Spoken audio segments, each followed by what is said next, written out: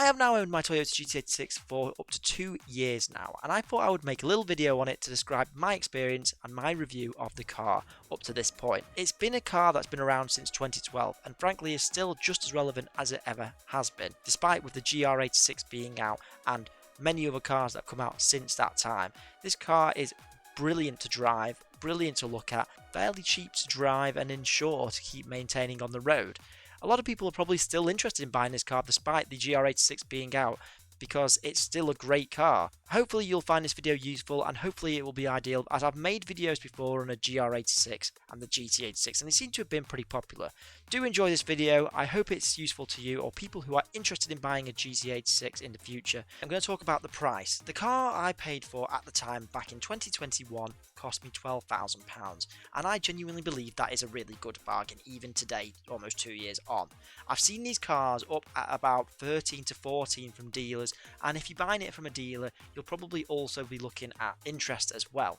I feel like the price is very good and pretty strong for the moment and probably looks to stay that way, and it hasn't really dipped below £10,000 if you're an average watcher of these cars.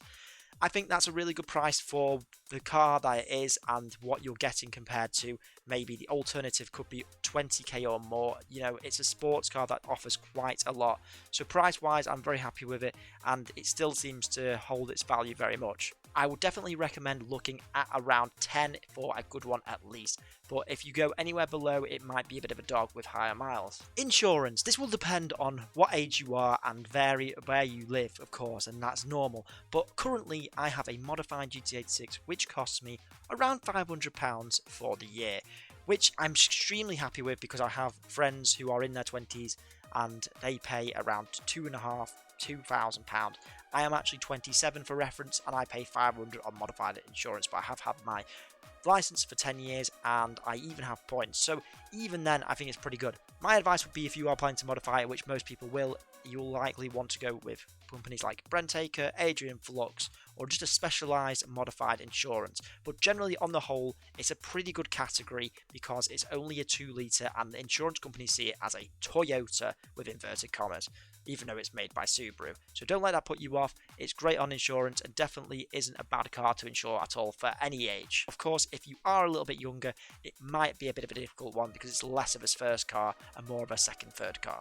Handling. This is a car that has been coveted for the last 10 years and I will not go on about everything that handling has to offer.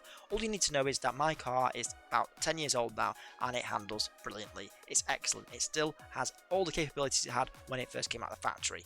When I bought it, it was pretty much stock and I have left it stock for the first 6 months or so and it was good fun. The skinny little tyres from the Prius were fun to slide and very cheap to replace. Of course now I have bigger fatter tyres and more cooler rims, as you can see in the picture, so I wanted to make sure that it was more of a style car and show car going forward. However, it does still handle just as well. I've lowered it and it does get even better centre of gravity.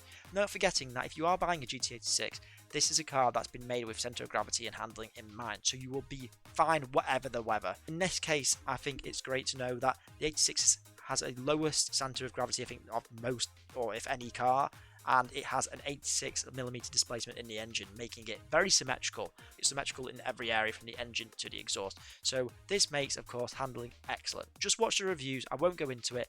Even my car today, from the 2012 model that it is great. Moving on to appearance, one of the reasons I think I bought this car, and a lot of people probably will openly admit they did too, was on appearance. This car looks excellent. A lot of people have said in reviewers that this is nothing like other Toyotas in its range, and still to this day that is the case. Apart from maybe now that GR are more of a thing with the GR Yaris, GR86 and the Supra, yes they are better, but back when this came out in 2012, this car looked excellent and still does look excellent. It doesn't look aged, and that's one of the things I really liked about it. It's a sports car and people look at you as if you're quite successful. Now that sounds pretty wild and I didn't get it for that reason, but it's kind of a bonus that has come with it in driving. I love driving it because it's an everyday car and of course it looks excellent to look at. I wanted that wow factor and to be different from other people. A lot of people do have one, of course, and a lot of were made worldwide, but in the UK I believe there was only 7,000 that were brought to the UK, so that does make it kind of nice when you're driving around. LED lights at the front make it pretty cool. You can of course change these to VLANs or Valentis, and same with the back. And of course, as I did, I had to change the wheels, but the standard wheels are really nice as well. They're diamond cut and pretty cool looking as stock, and genuinely when you see it for the first time, you will be surprised at how good looking it is. Moving on to interior and cabin space, I absolutely love the interior and cabin space. There's actually quite a lot of room for myself. I'm about 6 feet, genuinely fit in there fine. I used to come from an MX-5, so of course this was a lot more space for me. But you might disagree if you come from a bigger car. There are 2 seats at the back. I don't think they are needed, completely a waste of space, but you know, you can get someone in there if they're fairly small. In terms of the actual interior itself, it is fairly cheap, fairly light, but it's okay. That's not an issue. You know, the car is expensive to buy essentially if you consider it's 5 digits, but the interior I felt probably should be a bit more, considering the money you would spend from new or even used. But it doesn't matter, that's not what this is about. I like the fact it has a headset in the car, you've got sat nav, you've got all the nice cruise control and dual climate control that come with it if that's the version you opted for, depending on which continent you're in, because I know in America or FRS did not come with that. In the UK though, they are very well equipped, and I would definitely be fine with the cabin, and it's quite comfy in there generally speaking, and you can get nice seats if the previous owner opted for heated ones or leather ones. One thing to say though is that I was disappointed with the steering wheel tech. If you're coming from a more modern car, this will be a bit disappointing to you, or just a second car, it probably won't matter. The standard GT86 from 2012 to around 2016 I believe did not come with steering wheel buttons, and that is the version I have. It's not the end of the world, but it is annoying if you can't get into music or you can't get into your sat nav. You just have to reach over to the standard controls. However, on the 2017 and upwards GT86s and BRZs, you can get that on the steering wheel.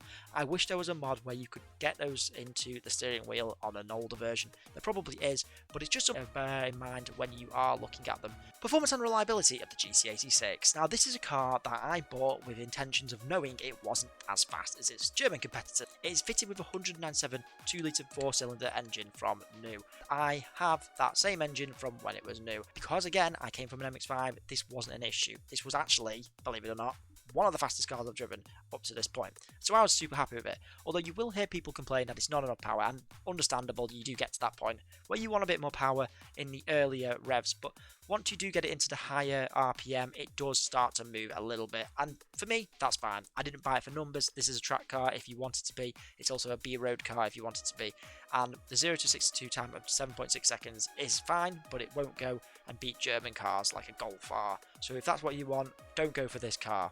Know if you want to buy a GT86, well, firstly, it's a car that you can use every day if you want to, and if you were thinking about getting a daily, this could work. Personally, like I said, my car is now the aim to become a show car and a award-winning piece, but I want to make it that way, and you could make it in any way you want. It could be track, it could be performance, it could be a show car, or it could be an everyday car, in which case you might not want to touch it. Perfect for that. So it really does appeal to everyone, every age, and every person. Secondly, the sound system is good, so if you were thinking about changing this straight away, honestly, don't have to worry, it's fine. If you're just into standard tunes like me, you're not going to want anything special, but if you do want a cool sound system, that's available too. Thirdly, modifications in general. There is a wide spec of modifications for this car that you can go for. As you can see with mine already, it's been lowered, it's got an exhaust, and it has new wheels, and it has the version 2 of the shark fin. I absolutely love this, and I've got more things that I've got planned. It really does have such a cool canvas, and I'm sure you've already heard it before, but this was what the car was set up to do. If you've watched so many videos like me, and you watch GT86 videos, you'll know everything about it at this point. Probably not regret it buying this car. However, you will only regret buying more stuff. As a final overview, I am very happy with my car. I've had it for up to 2 years now, and I have loved every minute of it. I don't plan on getting rid of it, and I want to keep it as a second car and a project and show car going forward. It's a great car for everyone, of every platform, of every modification, and there's a lot of ideas and things you can do. I like the fact that it's slightly rarer than most other cars, that you don't see that many of them. There's a great community of people, and nice people by the way, who want to encourage you to do things with your car. Everyone who owns a GT86 that I have met is amazing and lovely, and if you've probably been in maybe a badge, a German scene, I've heard other things where people aren't as nice. Now I'm not saying that's a bad thing or necessarily true, but it is also good to know. The GT86 has such a great community, there's a lot of things you can learn. With a car that I bought at 40,000 miles, it is now on 51, it is still going strong. Some obviously things to note, just keep changing it every now and then for tyres, as well as servicing with oil replacement is key because it is a boxer engine and it needs to be lubricated constantly for it to work well. If you neglect it, it will not look after you. I've actually seen one for 400,000 miles. I think that's a good place to end the video. Subscribe for more car content like this.